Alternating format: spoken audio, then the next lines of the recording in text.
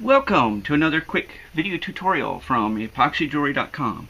I know it's been a while since I've done a tutorial, so I thought I'd do another one here.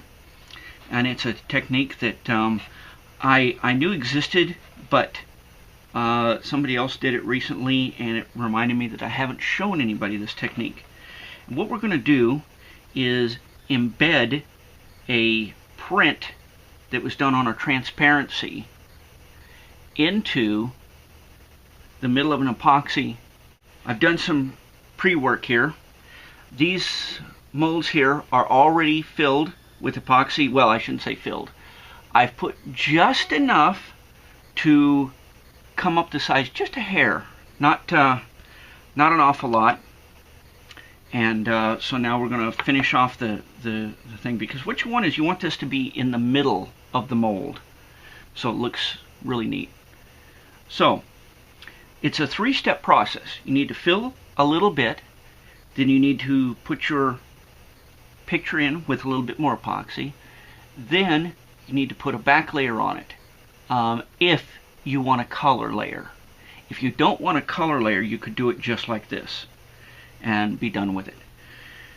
Now, to save us time, I've already got epoxy completely mixed up, and what I'm going to do is I'm going to add a small amount of epoxy to this first mold here.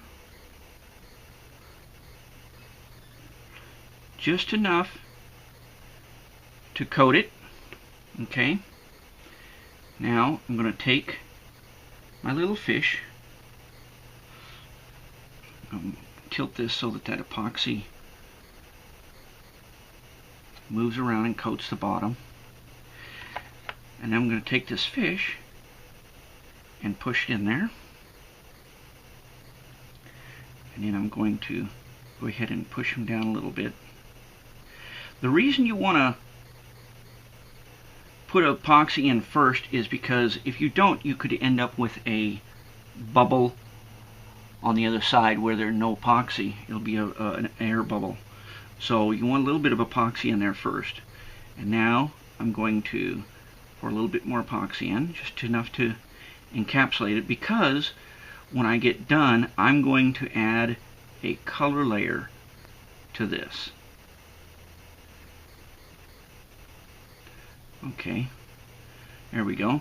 Just enough so that it's inside the layer there. Now what I could do is I could go ahead and cut out another one and do the one next to it.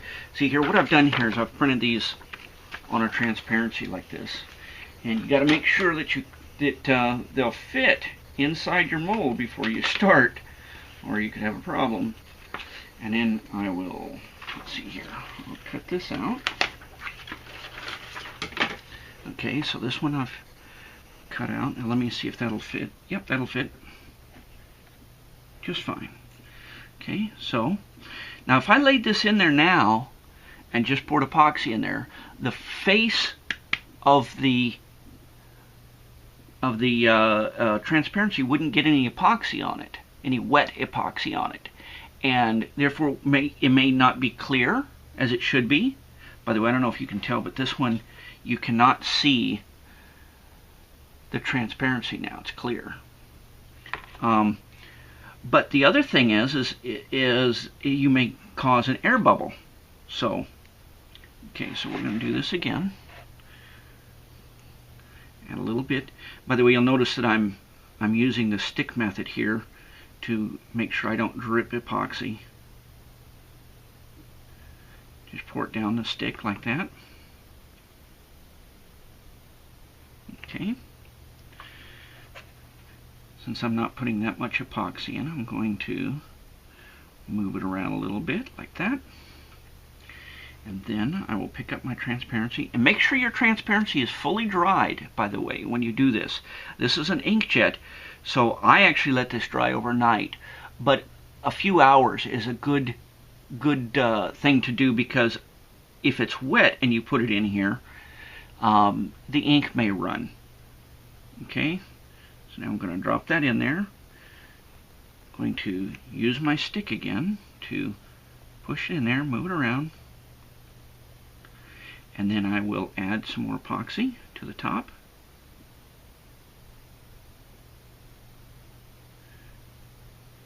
Now, like I say, if you wanted it just perfectly clear, you could now fill this up. I guess I'll do that to this one and show you the difference. You could fill that up and you're basically done with it. While this epoxy degasses on its own, it's a good idea to pop any bubbles if you see them. I don't have a straw on me, or I would use the straw to pop the bubbles. CO2 pops it, and so your breath has lots of CO2 in it. Okay, so this one is full, this one is part full. What I'm going to do after this is this one I'm going to pour some more epoxy in it with a little bit of a color. I'm thinking kind of a blue-green, if I can make a nice blue-green, or maybe just a blue black background, because the fish is green, so I'll make just a blue background or else it'll disappear in it. Or you could make a solid background if you want to. You could put a solid white. If you put a solid white behind a transparency, the colors will pop more. Just like if you look at this transparency, let me get something that's white, solid white here. Okay, if you look at a picture on this transparency, and it's not white behind it, the colors don't pop that much. But if you put a color white behind it, then the colors pop a bit more. So it's up to you what kind of background or lack of background there is. With them just floating in there, though, it may not be, the colors may not be quite as rich, but it's still a very unusual technique and very neat. So I'll do that, and now I've got to let this set. Now when you're doing layers, you don't have to wait the full 24 hours. When you're doing your first layer, it's good to wait at least 10 hours, because when I'm poking this down with a stick, you don't want to be flexing or moving the layer that's underneath. But on the next layer, since we're not actually going to be touching it, we're just going to be pouring epoxy in, 3 or 4 hours is fine, and then you can do the last layer. And then you have to wait 24 hours after the last layer before you pop it out of the mold. So that's that, and I'll be back in just a little bit to finish up this, well, a little bit to you, a couple hours to me, finish up this. Okay, we're back, and I'm going to finish this off. Now, it's only been a few hours, so this epoxy is not cured, but that's okay. It's hard enough that we can go ahead and add the last layer. So what I've got here is I've got our 2-part epoxy. This is already mixed, okay? But what I'm going to do is add a little bit of blue to it. And I literally just want, I think, just one tiny drop. And let's see how that looks. If I want more, I can always add more. But I'm looking for a fairly translucent blue.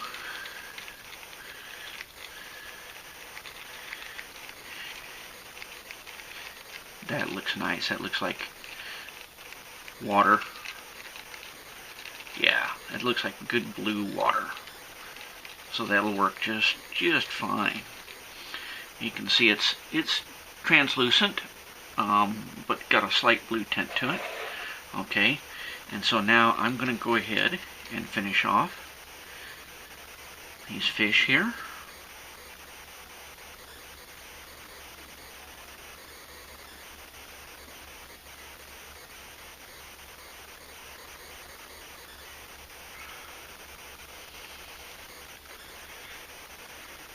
Actually, see, it's very thin, so that one's almost can't see it. So what I'm going to do is I'm going to add a few more drops in here. I wasn't sure quite how much it was going to take to make one layer a different color here. Mix this in really good. And I'm going to go ahead and add a little bit to this one with a darker color. Okay, let's see. Okay, like that. Let's go ahead and pour that in there. I didn't use my own method here. I should have used the stick here.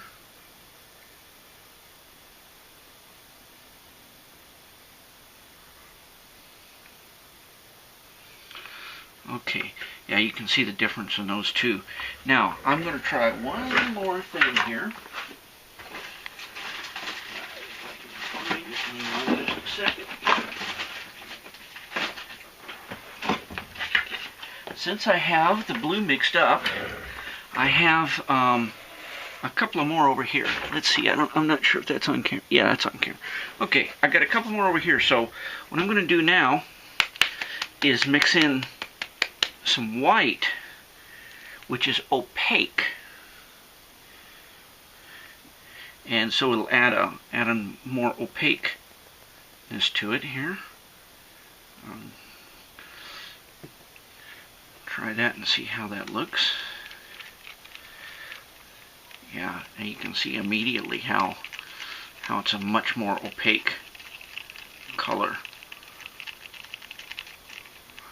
In fact, because it's opaque, I want a nice rich blue, so I'm going to add a few more drops of blue. Okay. It only took like 2 drops of the white, though, to make it opaque like this. Keep mixing, and you'll see that'll turn to a darker blue. It's getting darker now. You gotta be sure and scrape the sides.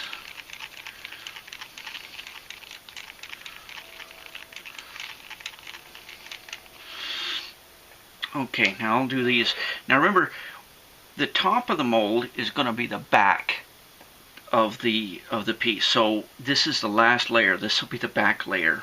That's why it's okay to do an opaque color.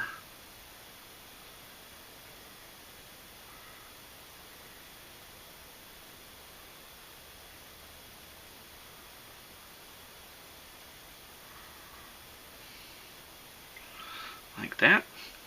Now, I've got one more here. Let's even do one more. Let's mix some colors.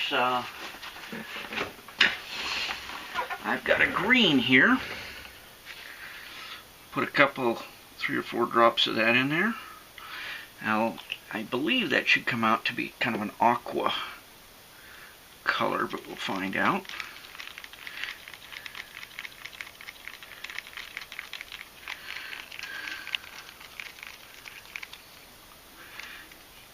Yeah, it's a little different blue.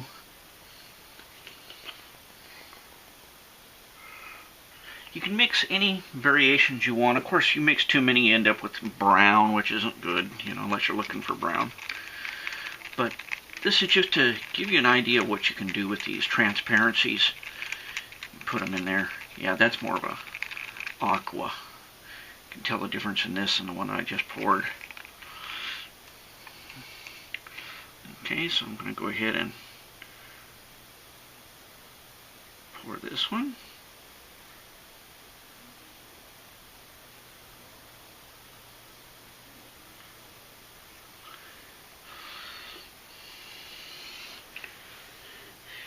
Okay, those look pretty good. I might add just a little bit more to this one.